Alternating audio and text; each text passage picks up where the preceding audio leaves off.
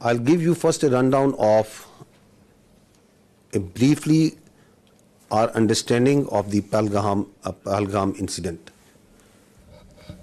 If you see that the location of the site, that the Pahalgam, it is from the tip of the Badori Bulge. The crore distance is 108 kilometers and the ground distance is more than 200 kilometers. This is in context to the allegation that it was the terrorists, the people who were the perpetrators, they came across from the Pakistani side. So I just want to tell you that how deep inside the illegally occupied in Jammu and Kashmir this location of the site. If you see the map, the area, it is quite a hilly terrain. If you can show the terrain and open this slide. So if you see this, it's quite a hilly terrain. And the place where it happened, it's about 5.3 kilometers from the roadhead, another 1 to 2 kilometers from the police station. And this is either jeepable or on horseback that the people reach over there.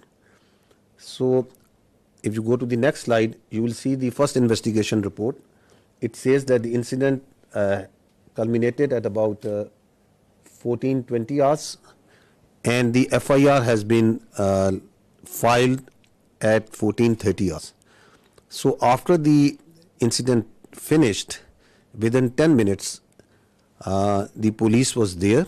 It went there, it investigated, it went back, and then it filed the first investigation report. And the distance of travel is, one side is around about 30 minutes. So I don't think that it's humanly possible to do that. And if you see the contents of the FIR, the relevant part, we have highlighted it for you, it says that the people, the handlers were across the border. So they, within this 10 minutes, they concluded and they found out in the investigation that whoever did it, from where he was being handled, it says there were indiscriminate firing, and so that is what it's trying to say. So this is all. Once we say that we have not seen any shred of evidence that how this evidence has been produced. So in this evidence there are so many holes and leaks that that raises a lot of red flags and questions. That how within 10 minutes they were able to find that. You will see that within at 3 o'clock, around about 3 o'clock, 3:05, the social media handles in India started saying that it was the Pakistan attacked Pahalgam. So they were absolutely sure that what happened. Where is that evidence? We are till now today saying that, okay, you knew at 3 o'clock that Pakistan attacked Pahalgam. Where is it? From where it's coming? Their TV channels started saying it. Please run this please run this clip of the TV. At 3:30, it was Pakistan everywhere. Why it's important to say it again and again and even today is that this is the basis, the very flimsy basis, the very concocted basis on which today we are seeing the military situation that is going on right now. On the basis of which the innocent children, women, elderly and civilians are being killed. This is that basis. Now, if you go ahead, what is the people of the valley in Kashmir, what is the people all across India saying about it? What was they saying and what are they still saying of that incident, of those accusations, on the basis of which we are sitting over here, and from the night of the 6th, 7th May, you are seeing this blatant aggression that has taken place from India. What is the reality of that? Please run the first clip. Why it's important that we recall this?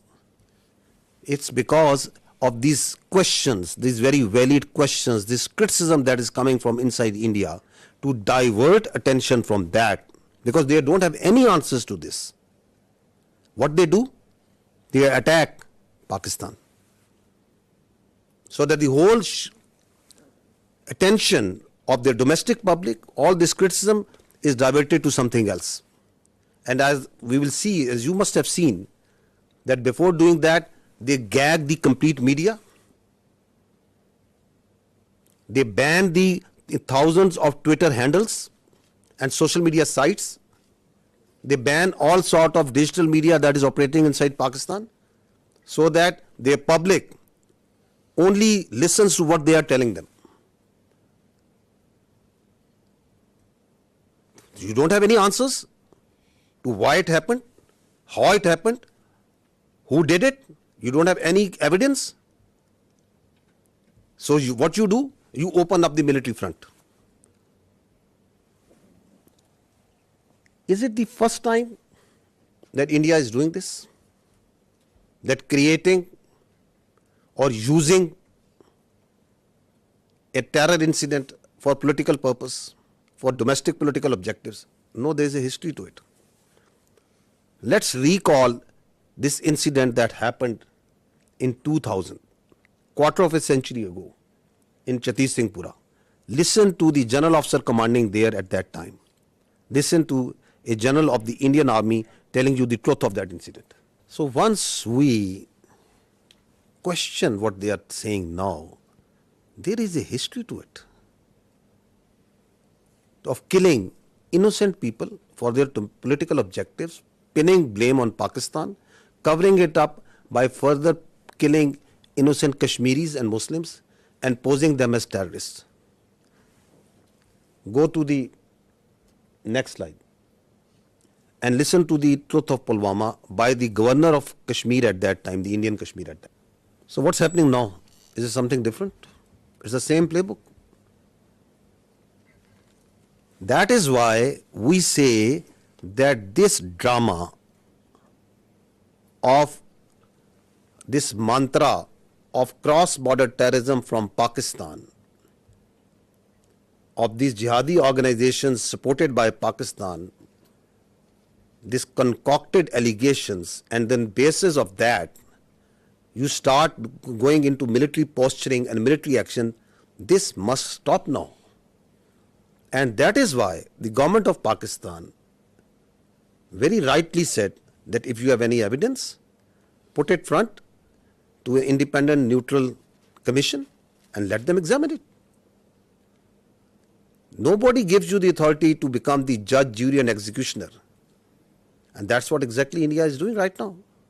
What Indians started doing, because this has also a linkage of that hubristic, that aggressive mindset that you see right now at play in Indo-Pakistan, in South Asia and in the world right now by the India. What they started doing it, that they started crushing the people of Kashmir and the Muslims and the minorities over there.